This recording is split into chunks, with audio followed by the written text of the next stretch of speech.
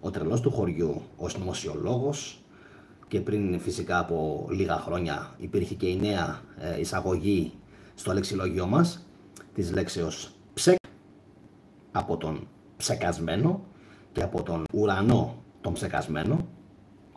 Πριν λίγες ημέρες κάναμε ένα βίντεο ότι δεν είναι αφρικανική σκόνη το φαινόμενο αυτό που παρατηρείται τελευταία στην Ελλάδα, αλλά πρόκειται για τροποποίηση του καιρού, και μάλιστα αναφέραμε και ένα γνωστό όνομα της ελληνικής τηλεόρασης, το οποίο το προωθεί αυτό πλέον. Ακούγεται κάπως παράξενο, έτσι.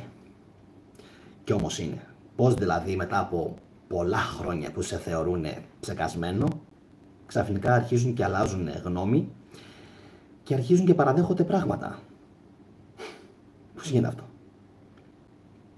Μία απλή λογική είναι ότι υπάρχει η λογική της μετάβασης. Δηλαδή αρχίζουν και καταλαβαίνουν ότι ο κόσμος πλέον το έχει τούμπανο και σου λέει, αφού δεν γίνεται διαφορετικά, ας αρχίσουμε να το παραδεχόμαστε. Και αυτό που θα σας διαβάσω σήμερα πιστεύω ότι θα σας κάνει επίσης πολύ μεγάλη εντύπωση, και η απόδειξη για όσα σας λέω εδώ και πάρα πολύ καιρό για πολλά θέματα βρίσκεται και έγκυται στο γεγονός ότι τελικά όσο ψάχνεις τόσο βρίσκεις. Και ας λένε μερικοί ότι είναι κουραστικό να ψάχνεις, δεν πειράζει.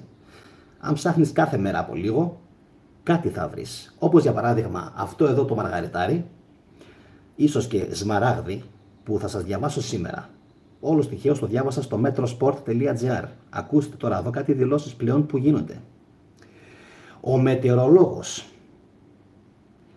ειδικός, θα τα λέω αργά για να μην χάσετε κάποια σημαντική λέξη, γιατί αυτό είναι όντως σημαντικό το άρθρο.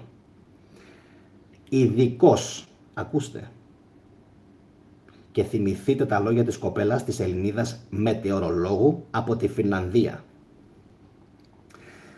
Ειδικός στον τομέα τροποποίησης του καιρού. What?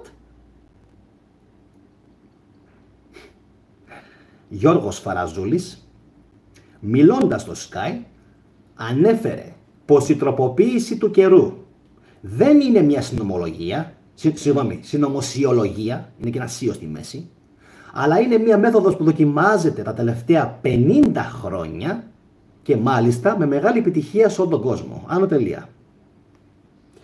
Γιατί δεν τα λέγατε αυτά, όχι μόνο ο κύριος Φαραζούλης, και άλλοι άνθρωποι πριν 10-20 χρόνια? Και έβγαινε συνεχώς κόσμος και τον λέγανε τρελό. Συνεχίζουμε.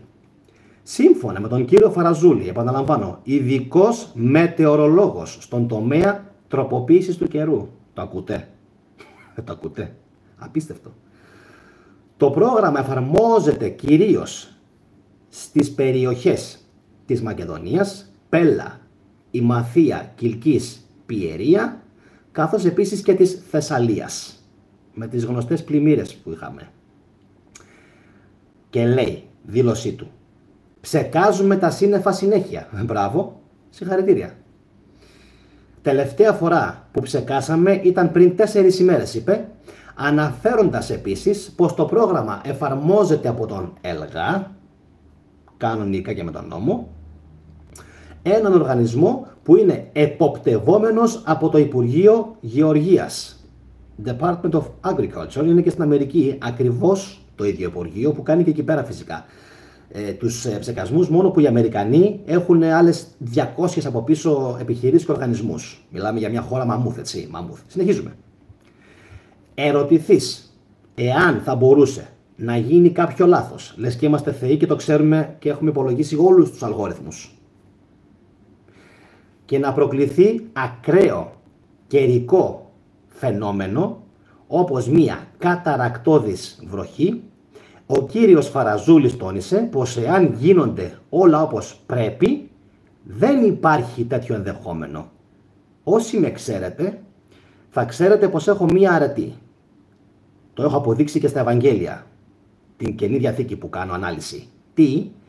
Δεν χάνω λέξη από αυτά που διαβάζω. Και αυτό είναι ένα χάρισμα που έχω και με έχει βοηθήσει τρομερά στο να κάνω σωστή ανάλυση των θεμάτων που κάνω. Πριν συνεχίσω, κάντε και ένα like. παρένθεση, να το δούνε και άλλοι φίλοι το βίντεο αυτό. Ακούστε. Τόνισε πως εάν γίνονται όλα όπως πρέπει, δεν υπάρχει ενδεχόμενο να έχουμε ακραία καιρικά φαινόμενα. Πάρα πολύ έξυπνος. Αν γίνονται όλα όπως πρέπει. Όπα. Τι σημαίνει αυτό, αν γίνονται όλα όπως πρέπει? Ότι το έχουν δοκιμάσει εδώ και πάρα πολλά χρόνια.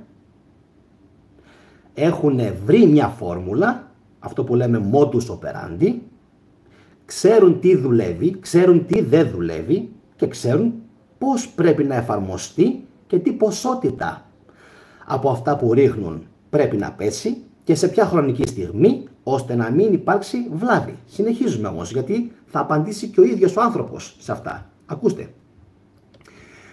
Δήλωση του ίδιου, συνεχίζει. Ο άνθρωπος, λέει, προσπαθεί να αλλάξει στο μέτρο του δυνατού κάποια καιρικά φαινόμενα, το παίζει δηλαδή Θεούλης, που αυτά δεν είναι πολλά. Και τώρα μας λέει ποια ακριβώς είναι αυτά. Απλά να μην πέσει χαλάζι, να καταστήλει το χαλάζι, φυσικά και όλα γίνονται για τις αγροτικές καλλιέργειες, έτσι, για να ξέρουμε και τι λέμε. Όλα τα κάνουν, υποτίθεται, για το καλό μας και για τις καλλιέργειες, έτσι. Και να μην παίξω εγώ τον κακό τον συνωμοσιολόγο, ότι γίνονται για άλλους λόγους, βαρέα μέταλλα και τοξεμία, όχι. Αυτά είναι θεωρίες συνωμοσίας. Γίνονται για τις καλλιέργειες και φυσικά για τον καιρό. Να έχει κάποιες φορές καλό καιρό, να μην χαλάσουν κάποια φεστιβάλ. Απλά να μην πέσει χαλάζι, να καταστήλει το χαλάζι, να προκαλέσει βροχή σε μέρη που υποφέρουν από παρατεταμένη ξηρασία, ανομβρία, να αυξήσει το χιόνι, πάλι για θέματα ξηρασίας και όχι για τουριστικούς λόγους, καθώς επίσης και να διαλύσει ομίχλη σε αεροδρόμια, καθώς εξαιτίας τους υπάρχουν πολλές καθυστερήσεις και φυσικά θα συνεχίσω και θα πω κάποιες αναβολές, ας πούμε, στις πτήσεις. Ο κύριος Φαραζούλης εξήγησε πως υπάρχει βέβαια και ένα όριο στις δυνατότητες τροποποίησης του καιρού. Κάτι μας λέει αυτό πάλι. Πάλι είναι η λέξη ανάμεσα στις λέξεις. Υπάρχει και ένα όριο. Δεν μπορεί, για παράδειγμα, συνεχίζει ο ίδιος, να προκληθεί βροχή αν δεν υπάρχουν σύννεφα και μάλιστα όχι όποια σύννεφα να είναι, αλλά κάποιας κατηγορίας σύννεφα που έχουν μέσα έντονο δυναμικό, άρα έχουν αναλύσει τι παίζει, δηλαδή είναι κατακόρυφης ανάπτυξης στα οποία μπορούμε να ενεργοποιήσουμε τον μηχανισμό της βροχής, τόνισε.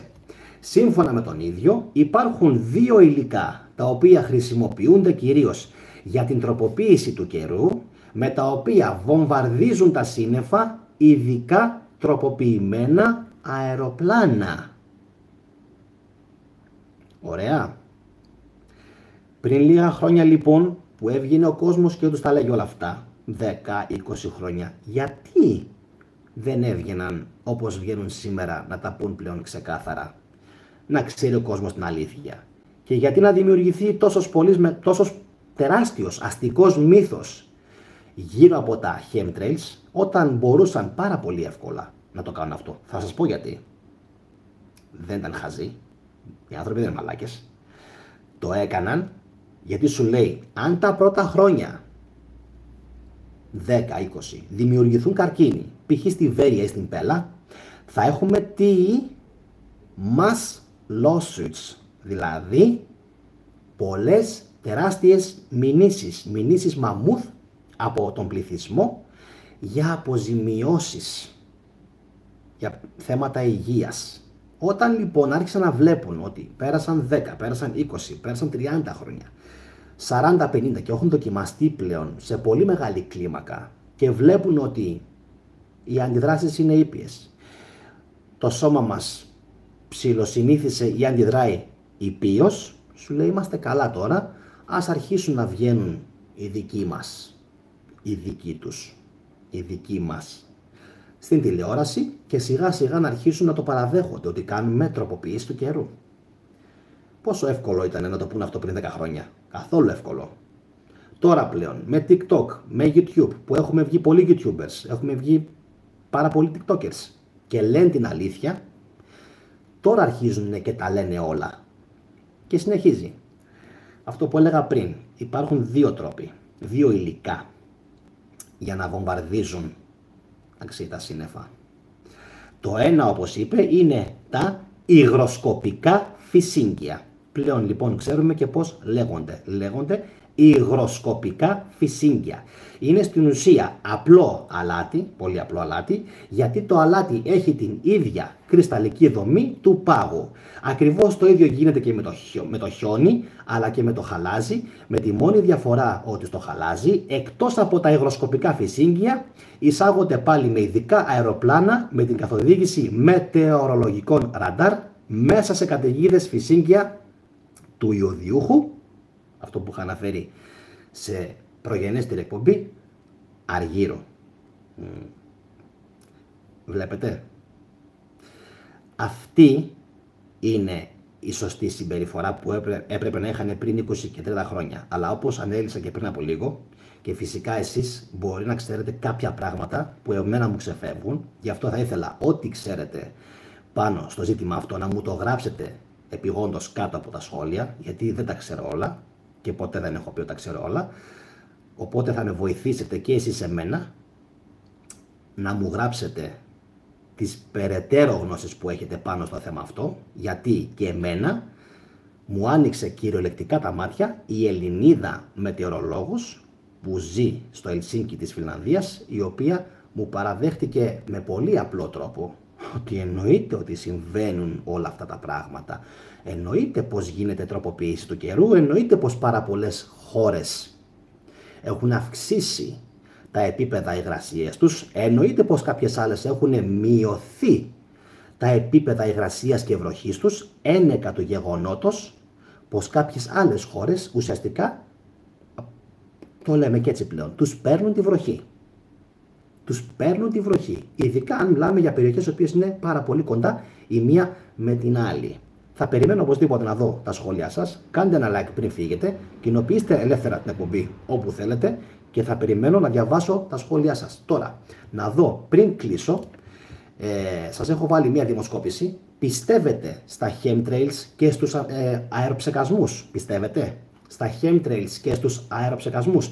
84% από περίπου 100 ψήφους, 99, λέει ναι. 6% λέει όχι. 8% λέει θα αποφασίσω αργότερα. Μπράβο σας. Και ένα 2% λέει θεωρία συνωμοσίας είναι. Εσείς το 2 με 3% που έχετε ψηφίσει πως θεωρία συνωμοσίας είναι, να βάλετε ένα ήταν, γιατί όπως φαίνεται αρχίζουν σιγά σιγά και τα παραδέχονται οι άνθρωποι οι οποίοι κάνουν την τροποποίηση του καιρού, και μάλιστα ο συγκεκριμένος, ο Γιώργος ο Φαραζούλης, είναι μετεωρολόγος, ειδικός στον τομέα τροποποίησης του καιρού. Οπότε σε λίγα χρόνια μπορεί και τα παιδιά σας να κάνουν μηχανογραφικό για να γίνουν ειδικοί στον τομέα τροποποίησης του καιρού. Τι σας είπα τώρα, Αυτά από μένα. Καλή συνέχεια σας εύχομαι. Όπως είπα και πριν, κάντε ένα like για να μπορέσουν πιο πολλοί άνθρωποι να δουν αυτήν την τόσο σημαντική εκπομπή και τα λέμε σε επόμενες εκπομπές. Από μένα, καλή συνέχεια σε όλους. Γεια σας.